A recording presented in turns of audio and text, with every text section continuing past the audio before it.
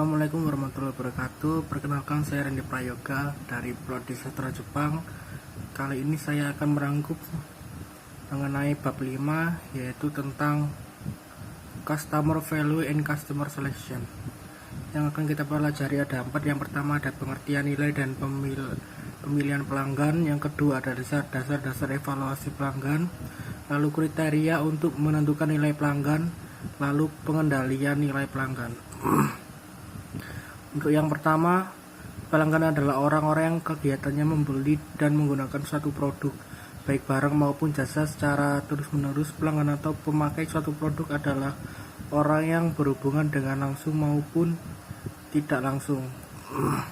Definisi nilai pelanggan adalah selisih antara jumlah nilai pelanggan dengan jumlah biaya pelanggan. Jumlah nilai pelanggan adalah sekelompok manfaat yang diharapkan dari produk dan jasa. Jumlah biaya pelanggan adalah sekelompok biaya yang digunakan dalam menilai mendapatkan biaya menggunakan membuang produk atau jasa.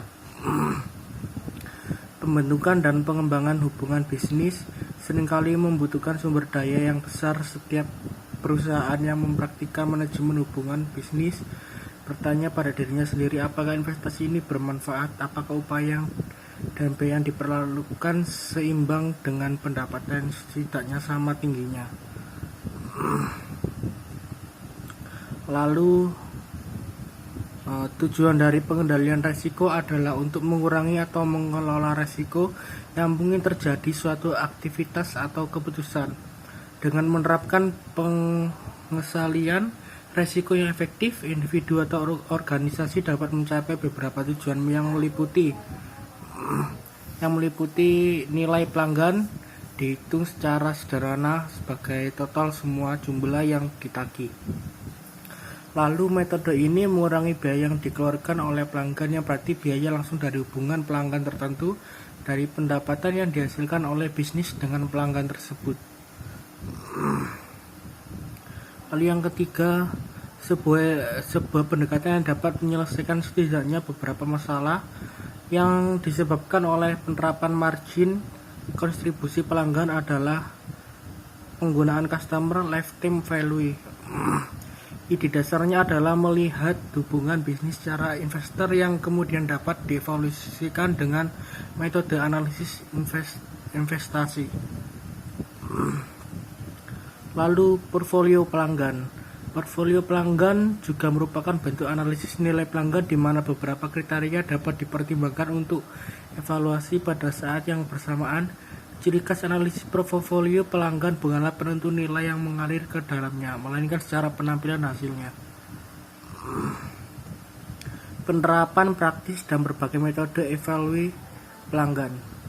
Dalam sebuah penelitian yang dilakukan pada awal, Tom Zack dan Rudolf Sipos menganalisa metode evaluasi pelanggan yang mana yang benar-benar digunakan dalam praktik perusahaan. Terlihat jelas bahwa perusahaan masih menggunakan metode tradisional yang mudah diimplementasikan. Terlepas dari kekurangan yang ada pada metode tersebut, analisis ABC berdasarkan pendapatan masih menjadi pilihan utama. Lalu pengendalian nilai pelanggan. Ketika aktivitas manajemen hubungan bisnis dipandang secara investasi, yang dimaksud untuk menghasilkan arus laba yang paling tidak sama dengan jumlah yang sama melalui bisnis dengan pelanggan, maka memeriksa hanya titik-titik acak dari nilai pelanggan seperti di awal hubungan pelanggan. Hubungan bisnis lebih penting untuk memeriksa perkembangan jangka panjang dari nilai pelanggan dan untuk terus memotor sejauh mana potensi yang diidentifikasi untuk sukses benar-benar tercapai. Pengendalian nilai pelanggan dalam hal ini harus mencangkup kegiatan yang merencanakan pengendalian dan memantau potensi keberhasilan pelanggan. Sekian materi dari saya yang dapat saya simpulkan. Untuk kurang lebihnya mohon maaf. Terima kasih.